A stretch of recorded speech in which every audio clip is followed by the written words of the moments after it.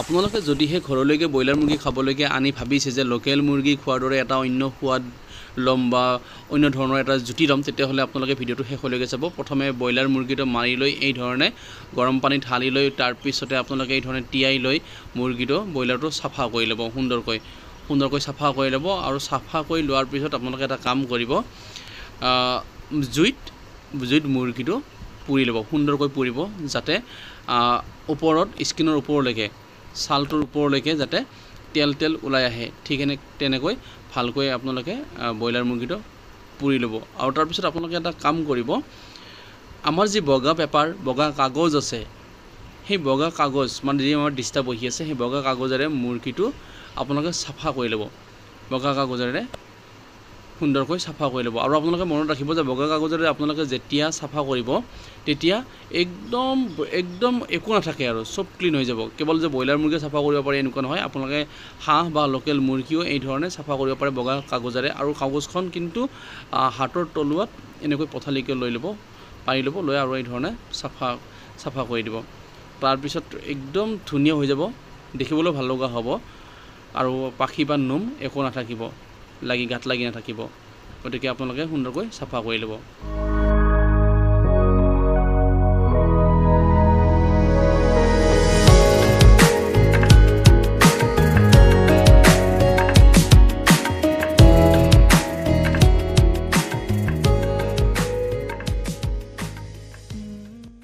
মাংসৰ ৰেচিপিখিনি বনাবৰ বাবে মই এই ধৰণে বিলাহী, পিঁয়াজ, আদা, ৰহুন, জলকীয়া, ধনিয়া পাত সম্পূৰ্ণৰূপে এতিয়া সাজু কৰি লৈছোঁ। আৰু খাব জানিলে কেনেকৈ ব্ৰইলাৰৰ মাংসকো লোকেলৰ দৰে খাব পৰা যায়, মই সেই পদ্ধতি আজি মই আপোনালোকক বনাই দেখুৱাম। আপোনালোকে চাই থাকিব ভিডিঅ'টো একেবাৰে শেষলৈকে। প্ৰথমে মই অকণমান আদা সৰু কৰি কাটি লৈছোঁ, আৰু এই আদাখিনি মই গৰম তেলত মই এইখিনি ফ্ৰাই কৰি ল'ম। আৰু ইয়াত তেজপাত আৰু ইয়াত 5টা মোৰ হাতত আছে শুকান জলকীয়া। যেতিয়া তেলটো মই গৰম কৰাৰ সময়ত সেই আদাখিনিয়ে আৰু শুকান জলকীয়াখিনিয়ে আৰু তেজপাতে মই একেলগে দি দিম। আৰু লগতে মই দিম পিঁয়াজ দিম।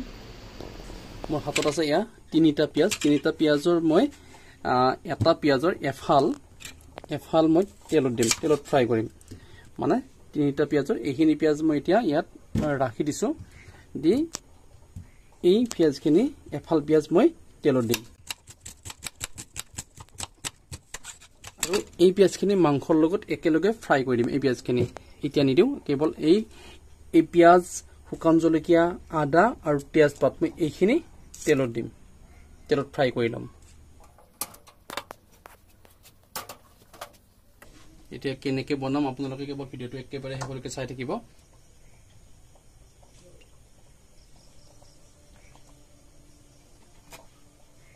যিমানখিনি লাগে মাংস অনুপাতে তেলখিনি মই দি লৈছোঁ। এতিয়া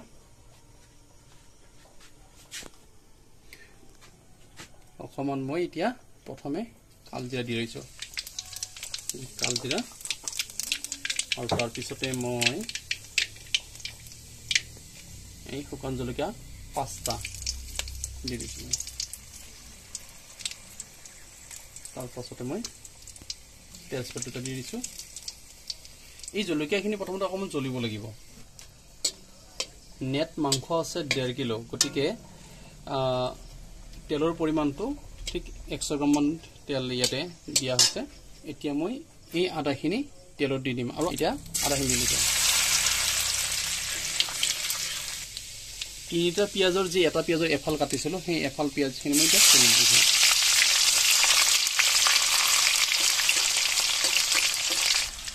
আৰু এই যিখিনি মাংস আছে, মাংস ইয়াতে 1.5 কিলো মাংস নেট মাংস ওলাইছে।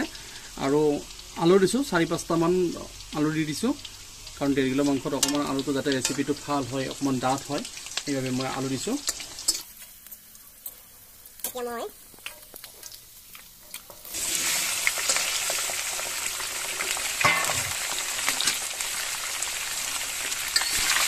মাংসটো দিলোঁ। এই ঠেং দুখনো দি দিছোঁ ইয়াতে। এই দুখন ঠেং খাইও বিৰাট মজা লাগে, মানে ব্ৰইলাৰৰ ঠেংকেইখনো খাই মজা লাগে। একো এৰা নাই, কিনি অনা বস্তু, সেইবাবে মানে একো পেলোৱা নাই। ঠেঙে চব দি দিছোঁ। যাৰ প্ৰিয় ঠেং খাই ভাল পায় তেখেতসকলে নিশ্চয় বুজি পায় যে ঠেঙৰ সোৱাদটো কেনেকুৱা, কিমান মজা লাগে। বাকী মাংসটো অকণমান ব্যতিক্ৰম ঠেঙৰ সোৱাদটো। ঠেঙে চব দি দিছোঁ। যিমান পৰিমাণৰ নিমখ লাগে মই গোটেইখিনি একেলগে দি লৈছোঁ। ৰেচিপিৰ বাবে যিমান প্ৰয়োজন নিমখ, সেই নিমখখিনি মই গোটেইখিনি নিমখে একেলগে দি লৈছোঁ।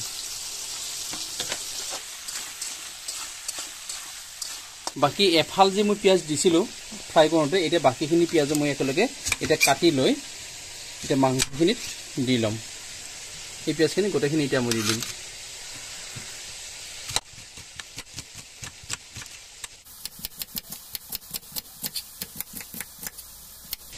এই গোটেইখিনি পিঁয়াজ এতিয়া মই মাংসত দি ল'ম আৰু তাৰপিছত ফ্ৰাই কৰিম।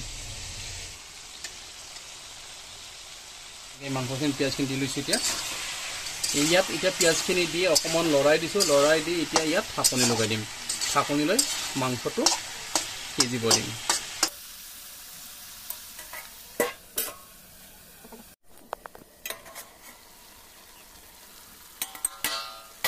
ঢাকনিখন মই এবাৰ ওলাই দিছোঁ। তাৰপিছত মই পুনৰবাৰ ঢাকনি লগাই দিম। ছেকেণ্ড টাইম ঢাকনি লগাই দিছোঁ। এতিয়া মই এয়া ছেকেণ্ড টাইম ঢাকনিখন আঁতৰাই দিছোঁ। ঢাকনি আৰু মই এতিয়া নিদিম, কিন্তু মাংসখিনি সম্পূৰ্ণৰূপে এতিয়া শুকান কৰি ফ্ৰাই কৰি ল'ম, একেবাৰে শুকান কৰি ল'ম। আৰু তাৰপিছত ইয়াত মই জিৰা পাউডাৰ দি দিম। জিৰা পাউডাৰ লাগে, এইখিনি জিৰা পাউডাৰখিনি দি ল'ম। মই দুবাৰকৈ ঢাকনিখন লগাই দিলোঁ, গতিকে আৰু ঢাকনি মই নিদিম। এতিয়া এনেকৈ মই শুকাই দিম। এই মাংসখিনি সম্পূৰ্ণৰূপে শুকানকৈ ফ্ৰাই কৰি ল'ম, যাতে মাংসৰ পিচটো লাড্ডু লাড্ডু টাইপ হৈ যায়। মানে একেবাৰে যদি এনেকুৱা লাড্ডু লাড্ডু টাইপ হৈ যায়, ঠিক এনেকৈ মই শুকাই ল'ম মাংসখিনি। আৰু তাৰপিছতে ইয়াতে প্ৰয়োজনীয় জিৰা পাউডাৰখিনি মই দি ল'ম।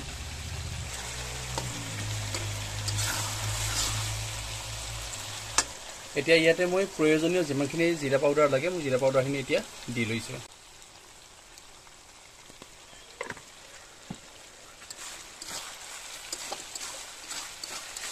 হালধি পিছত দিম, অকণমান পিছত দিম হালধি, এতিয়া নিদিওঁ। মুঠতে আজি আপোনালোকক মই দেখুৱাই আছোঁ যে কি ধৰণে খাব জানিলে ব্ৰইলাৰ মাংসও লোকেল মাংসৰ দৰে, লোকেল মুৰ্গীৰ দৰে খাব পৰা যায়। এতিয়া মই যিখিনি আদা ৰহুন আছে সেইখিনি মই পিচি ল'ম।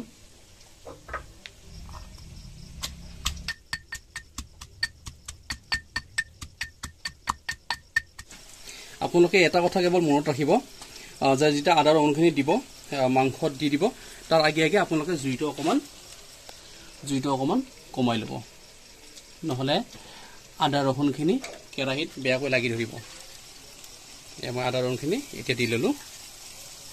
প্ৰথমতে মই ফ্ৰাই কৰোঁতে যেতিয়া পিঁয়াজখিনি ফ্ৰাই কৰিছিলোঁ, অকণমান পিঁয়াজ, তেতিয়া মই আদাও অকণমান ফ্ৰাই কৰিছিলোঁ। আৰু এতিয়া কেৱল যিমানখিনি আদাৰ প্ৰয়োজন আছিল গোটেইখিনি আদা মই ইয়াতে পিচি, আদা ৰহুন জলকীয়া পিচি মই দি দিলোঁ।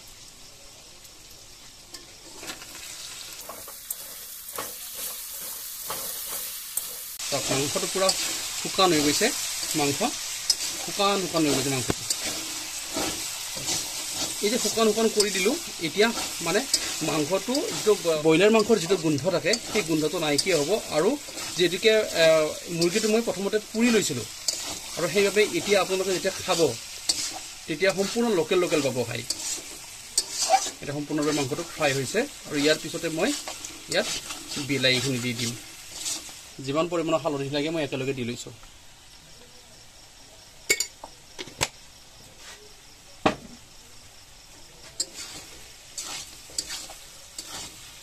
কেৱল আপোনালোকে মনত ৰাখিব, জুইকুৰা বঢ়াই নিদিব। জুই যেতিয়া বঢ়াই দিব তেতিয়া এয়া গোটেই মছলা কেৰাহীত লাগি ধৰিলে একেবাৰে খাই সোৱাদ নাপাব। গতিকে মনত ৰাখিব। আৰু যেতিয়া বিলাহী দিব বা যেতিয়া পানী অকণমান ইয়াতে দি দিব, তেতিয়া আপোনালোকে জুইটো বঢ়াই দিব পাৰিব। এতিয়া মই এই বিলাহীখিনি মাংসত দি দিলোঁ।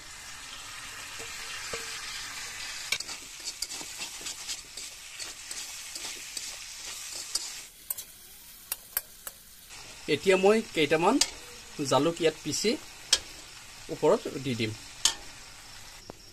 এইখিনি জালুক মই এতিয়া পিচিম এই জালুকখিনি এই জালুকৰ গুড়াখিনি এতিয়া মই ইয়াতে ছটিয়াই দিব পাৰোঁ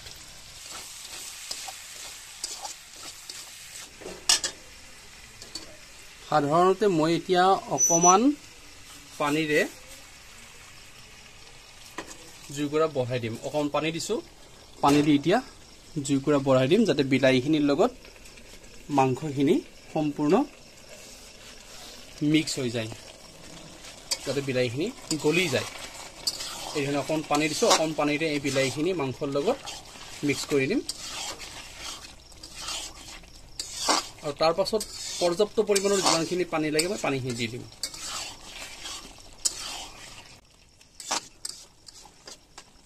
অকমান পানীৰে এতিয়া বিলাহীখিনি মই সিজাই ললো বিলাহী গলি গল এতিয়া আপোনালোকৰ পৰিয়ালত যিমানখিনি মানে পানীৰ প্ৰয়োজন আপুনি যি ধৰণে বনাম বুলি ভাবিছে ঠিক সেই ধৰণে আপুনি পানীখিনি দিব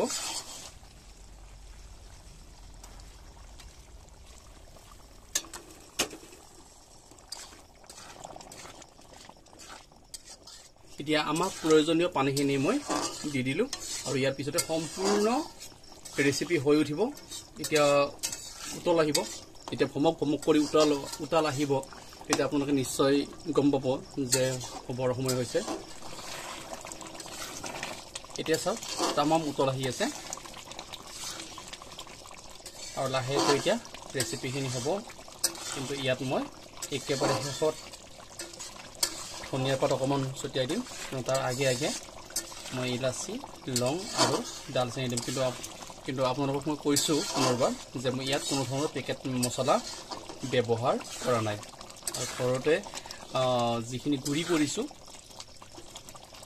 জালুকে হওক বা জিৰাই হওক নাইবা কেঁচা আদা ৰহুন জলকীয়া মই সেয়াৰে দিছোঁ কিন্তু ইয়াত কোনো ধৰণৰ পেকেট মছলা মই ইউজ কৰা নাই এইখিনি মোৰ হাতত আছে ডালচেনি লং আৰু ইলাচি মই এইখিনি এতিয়া পিচি ৰেচিপিত দি দিম या दालचेनी लौंग इलाची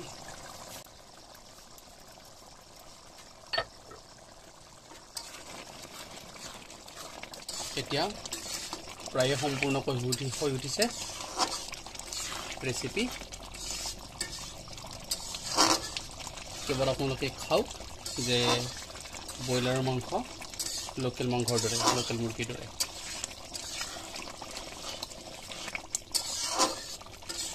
ইয়াৰ পিছতে মই ইয়াত ধনিয়া পাতখিনি মই দি ল'ম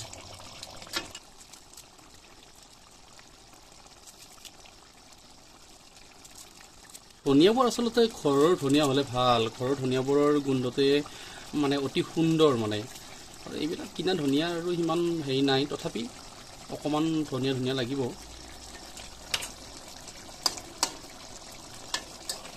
গতিকে বন্ধুসকল হৈ গ'ল এয়া ফাইনেলি ৰেচিপি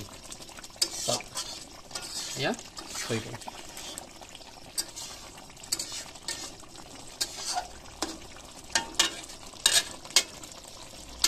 গ'ল ৰেচিপি